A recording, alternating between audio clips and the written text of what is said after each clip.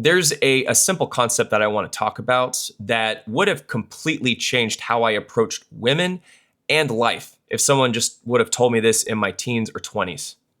But no one did, okay? I didn't learn this until I was in my 30s. There was nobody to show me the way. I had to learn it the hard way.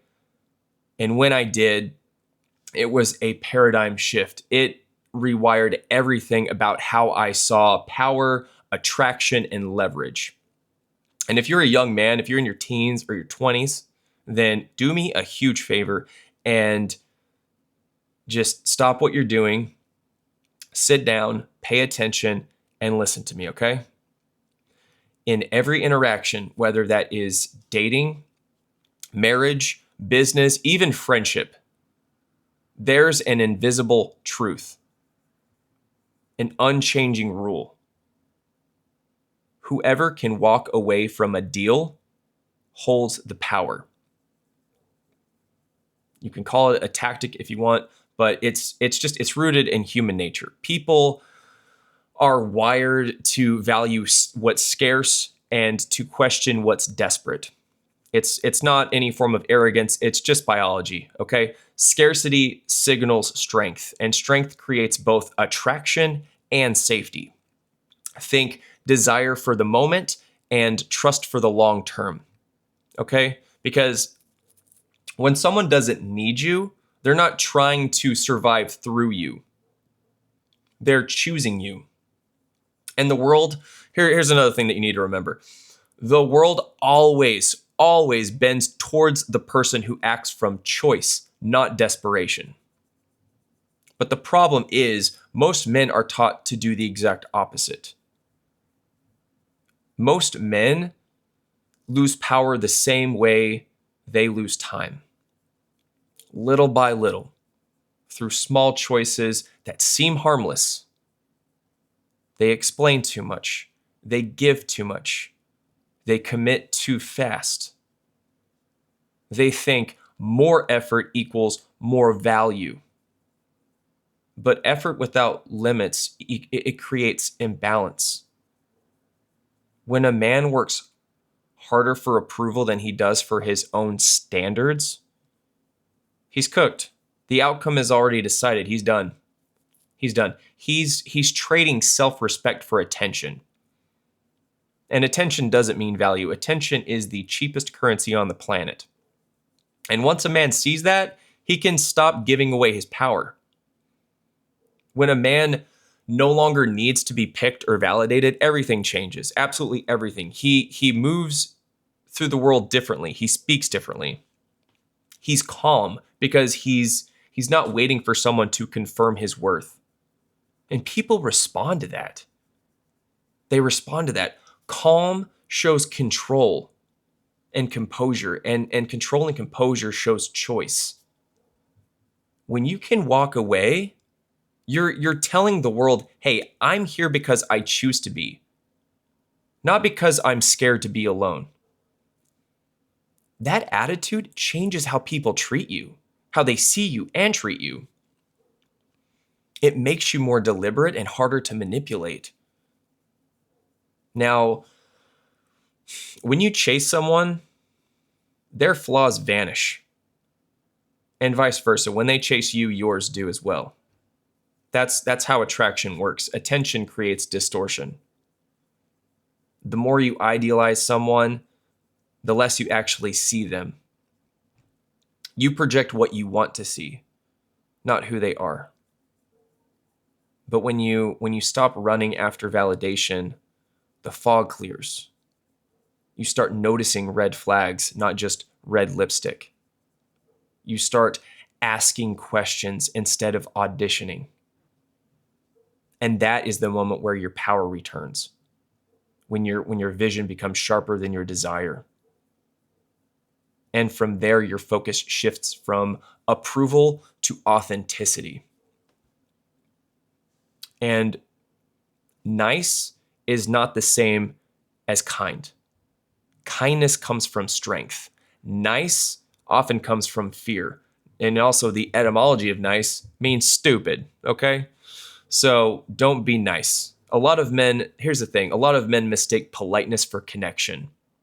But being nice to someone you're attracted to isn't authenticity, it's negotiation. You're hoping your manners will earn desire. It does not work that way, dude. It doesn't. Respect doesn't grow from compliance, it grows from contrast and consistency. Now, you don't need to be rude, you need to be real. Ask questions that make them think. Questions that reveal how they see the world, not how much you want to be in it. Hold eye contact. Stay neutral. Because when you're calm and curious instead of eager and impressed, the frame shifts. They start qualifying themselves to you. And that's not arrogance, that's just awareness. That's what presence looks like. It's not performance, but quiet authority. And once you have that presence, you start realizing something even more important. Your attention is the true currency. It is the true currency. Power isn't about how much attention you get, it's about how much you can control. Every text, every glance, every overreaction, it gives a piece of you away. And once your attention becomes predictable, it stops being valuable. Pulling back doesn't mean playing games. It means you're busy building something meaningful. When your attention is earned, not given by default, people treat it like currency because it is. And once you learn to guard your attention, you naturally start guarding your standards, especially when walking away becomes necessary. And walking away, it doesn't mean you stopped caring. It means you started seeing clearly. You're not punishing anyone. You're protecting your standard. You are saying, I want connection, but I refuse confusion. You can't reason someone into respecting you. You teach them how to treat you by what you're willing to walk away from. And when you start doing that consistently, you begin to see how attraction, respect, and value all follow the same invisible law. Effort means nothing without restraint. Attraction behaves like an economy. Too much supply can cheapen value unless what you give still requires restraint.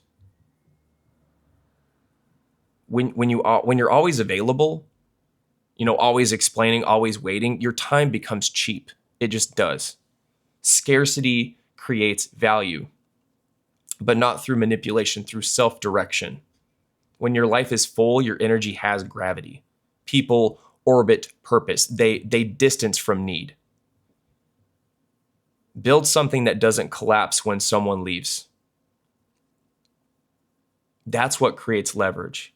It's not pride, but proof that your worth exists before the relationship did. It existed long before the relationship did. And when you understand that, you start to see why certain women respond differently. Not to wealth or looks, but to centered energy. No one's allergic to attention. They're allergic to imbalance. Women don't want a man who hides his interests. They want a man whose interest has depth. A man who sees beyond beauty and beyond charm into substance. When a woman realizes you're not impressed by surface level things, you activate something deeper.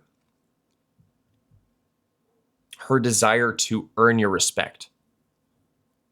That's when attraction stops being shallow and starts being mutual.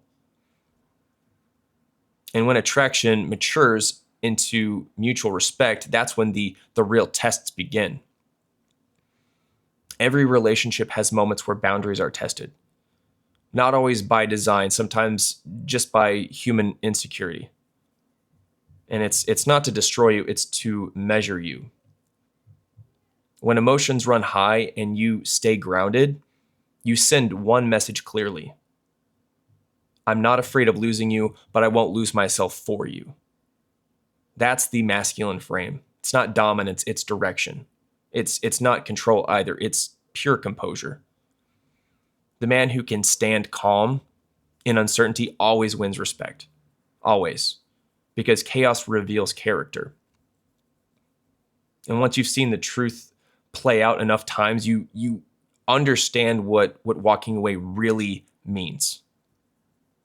Walking away isn't quitting. It's the exact opposite of that. It's saying, I've invested what's fair, and I'm not giving what cost my peace. You're not cold, you're calibrated. Okay? You're not distant, you're decisive. The ability to walk away is the ability to keep your identity intact. Without that, love turns into negotiation, and negotiation turns into control. And in the end, every interaction, romantic, personal, or professional, will come down to one defining moment. Every deal in life ends the same way. One person begs for the sale, the other names the price. You decide which one you are. Every time you say yes, every time you chase, every time you stay too long where you're no longer seen. Power doesn't come from dominance. It comes from discipline, from knowing your worth, stating your terms, and being ready to leave if they're not met. Because whoever can walk away from the deal holds all the power.